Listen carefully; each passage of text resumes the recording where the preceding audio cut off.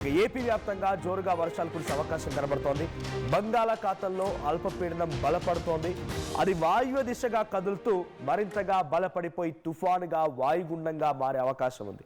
ఇక నేడు వాయుగుండంగా బలపడబోతోంది అల్పపీడనం. 48 గంటల్లో అది తుఫానుగా మారే అవకాశం కూడా ఉంది. అది తుఫానుగా మారాక సెన్యార్గా దీన్ని నామకరణం చేశారు. సో సెన్యార్గా నామకరణం చేసిన తర్వాత దానికంటే ఒక నేమ్ మాత్రమే, తుఫాన్కి సెన్యార్ అనే నేమ్ మాత్రమే.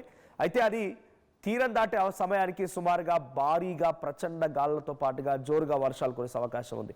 29వ తేదీన తీరం దాటే అవకాశం ఉన్నట్టుగా వాతావరణ శాఖ అధికారులు మొదట్లో అంచనా వేశారు. కానీ అది మరో 2 రోజుల్లో తీరం దాటే అవకాశం కనబడుతోంది. అల్పపీడనం ప్రభావంతో నేడు పలు జిల్లాలకి భారీ వర్ష సూచన జారీ చేశారు. ఇప్పటికే ప్రకాశం, నెల్లూరు, చిత్తూరు, తిరుపతి, అన్నమయ్య, కడప ఈ జిల్లాలో మోస్తారు నుంచి భారీ వర్షాలు కురిసే అవకాశం వాతావరణ శాఖ హెచ్చరికలు జారీ చేస్తున్నారు. ఇక బంగాళాఖాతంలో ఏర్పడినటువంటి ఈ అల్పపీడనం అది బలపడిపోయి ఈరోజు సాయంత్రానికల్లా వాయుగుండంగా మారే అవకాశం, మరో 45 గంటల్లో అది తీరం దాటే అవకాశం ఉంది. మరి ఎక్కడ తీరం దాటుతుంది? గతంలో మోంతా తుఫాన్ ప్రభావం ఏ రకంగా ఉందో చూశారు. ఇప్పుడు సెన్యార్, దీని పేరు సెన్యార్. మరి సెన్యార్ తుఫాన్ ప్రభావం ఎలా ఉంటుందో చూడాల్సిన అవసరం ఉంది. సో సెన్యార్ తీవ్ర రూపం దాల్చి అది తీరం దాటే సమయానికి చాలా ప్రచండ గాలులతో పాటుగా భారీ వర్షాలు కూడా కురిసే అవకాశం ఉందట.